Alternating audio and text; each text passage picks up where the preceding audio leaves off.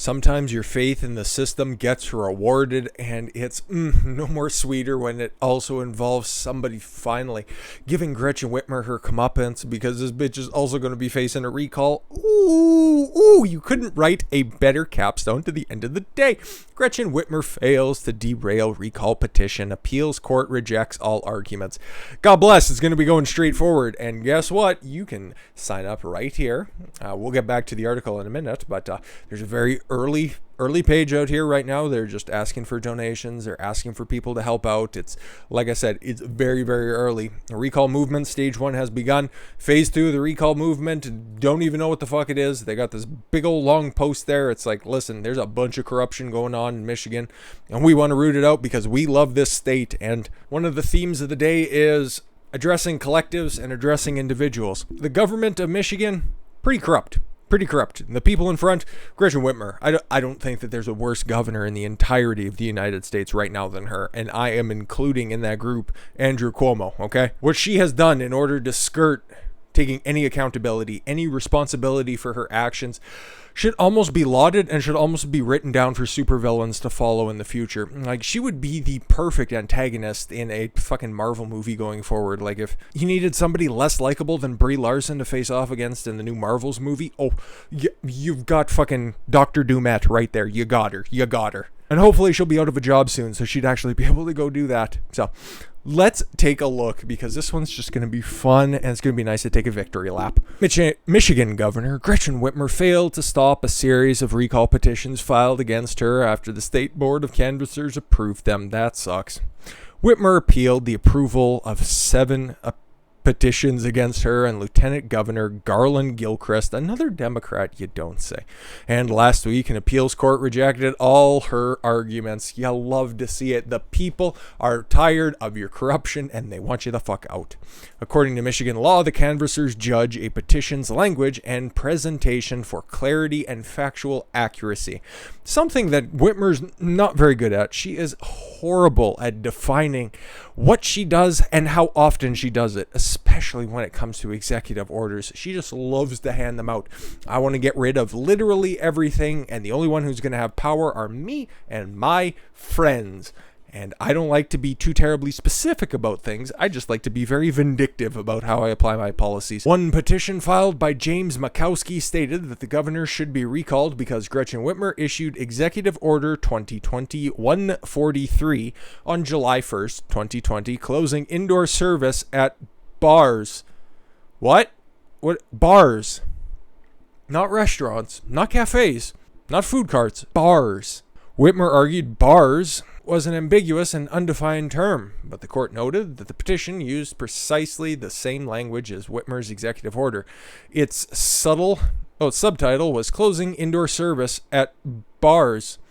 The governor maintains that where electors are left to guess at the type of bar the petition refers to, the petition lacks sufficient clarity and is non-compliant with Michigan election laws.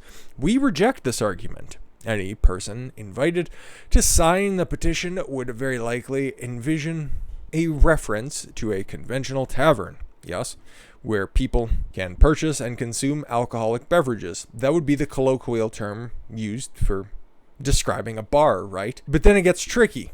Any place that, serves alcohol, serves finger food. If you do that at like a long counter with mounted stools, is that a bar? But if you take it to a table, and if you have a pool table that's also there, is that still a bar, or is that a club of some sort? If you have a specific size of floor space, but you close that off because you can't have any indoor dining, does that constitute having a dance hall? And it's like, you see what happens when you aren't specific. You can make these grandiose arguments that might not make a hell of a lot of sense, but at the same time, this is Gretchen Whitmer we're talking about. We're not dealing with sense. We're dealing with an authoritarian. This is particularly so that when the word is taken in context, used as it is in connection with the related terms nightclubs and restaurants, strongly suggesting that the term bars refers to an establishment, like a nightclub, and many restaurants that serves alcoholic beverages.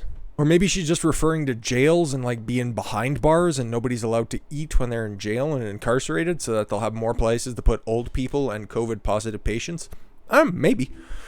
In another case, the governor argues that where she was only identified by name and in the title of the petition form where it called for that information, but the petitioner did not repeat her name and title within the wording of the reason for the recall, the petition should be invalidated. You see what she's trying to do here? She doesn't really have any arguments against the recall. She's just trying to be semantic and pick out little things. And you'd imagine, once there are a sufficient amount of signatures on one of these recall events, or petitions rather, you could imagine she's going to be trying to go through this with a fine-tooth comb, matching signatures, making sure dates, making sure everybody's registered to be a voter, making sure that anybody who could possibly be disqualified off of that recall effort, they're going to be disqualified, and all of this is going to go through some of the toughest scrutiny that you will see across the entire land, because everybody in top positions of power that aren't elected come from the hand of Gretchen Whitmer. Yeah, and as the court ruled, just because your name's on the top and then they don't reference you again in the body of the complaint, that doesn't justify anything. It's still addressed to you, bitch. And then we reject this argument as it is unpersuasive. Yeah, exactly. We know who it's addressed to, stupid. In another rejected argument, Whitmer attempted to claim gibberish. Ooh, that's how I'd also describe most of her public addresses. That the court ultimately concluded was an occasional irregularity bound up with the processing of electronic documents. Interesting. Should have been the reason for its rejection. Portions of the text were interrupted by a series of numbers, letters, and characters on the petition related to Whitmer's policy, that put coronavirus-infected patients in nursing homes to recuperate. She's one of those grammar Nazis, like if you ever post anything on social media and then you'd have that asshole, doesn't really have an argument, isn't addressing your post whatsoever, has little asterisks and then the different version of there that you're supposed to use in your fucking 1,000 page or 1,000 character post. Like, go fuck off. We conclude that although the governor relied on the appearance of a string of nonsensical characters to support her challenge to the clarity of the petition language, the governor hasty conclusion about a word processing irregularity does not arise often enough to compel reading the petition as featuring some gibberish in place of several normal characters that appear the rest of the time. Whitmer attempted to appeal based on the faulty transcript. Specifically, the governor objected to the quotation given at the press conference in which she attacked a political organization and the DeVos family. For example, the official transcript read political attacks, while Whitmer clearly referred to the political attacks. If you're doing speech to text, that has happened 1,000 times. Attack, tax, make sure you grab milk on the way home, I'm fucking the babysitter. It's like just little things that always happen when it comes to autocorrect. Whitmer also attempted to have the petition tossed out because the portion repeated the word on twice in its introductory sentence. This bitch she will not stoop to any level too low. Oh my god. I appreciate her tactics, I appreciate her dedication to this cause, but this just makes her seem immensely petty. I can't wait for her to make a public statement that this is all about the alt-right trolls.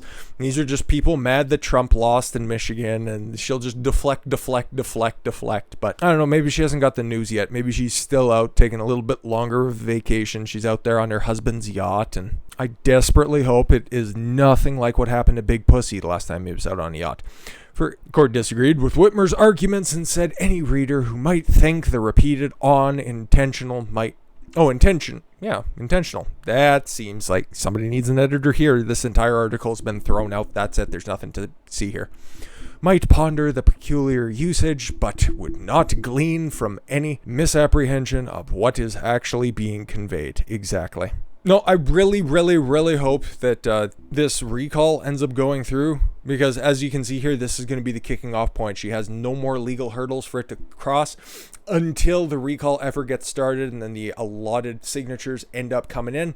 Because as you can see here, the deadline to appear on the November 2021 ballot is July 30th. If sufficient number of signatures are gathered, essentially a do-over election would be held with Whitmer squaring off against a Republican nominee. So it's not like a shotgun special election like what's happening with Newsom over in California. It's just going to be one Democrat against one Republican. And oh boy, are there a host of strong Republicans that could be coming out of Michigan, at least in comparison with what's going over in California, because there has been zero movement in that whatsoever. Mostly because, oh my god, if your strongest candidate is still Caitlyn Jenner, you should probably just give up and not bother holding the fucking election again in November. But hey, whatever.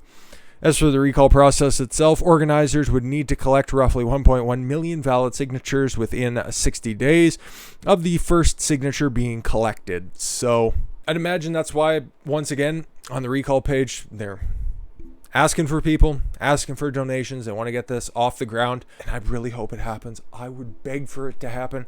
And remember, you need 1.1 million valid signatures. So that would be after her scrutiny process. And as you can see, there is no low that this bitch will not stoop to. So once again, you're probably going to need something like what happened in California. You're going to need 1.5, 1.8, something like that. A whole host of extra signatures, because if they know where any of the invalid voters might be, oh yeah, it's definitely that Democratic Party right there. And with that said, guys, I thank you all very much for the gift of your time. I've been Don Consuelo. I want you to follow your gut and get after it. Take care, everyone.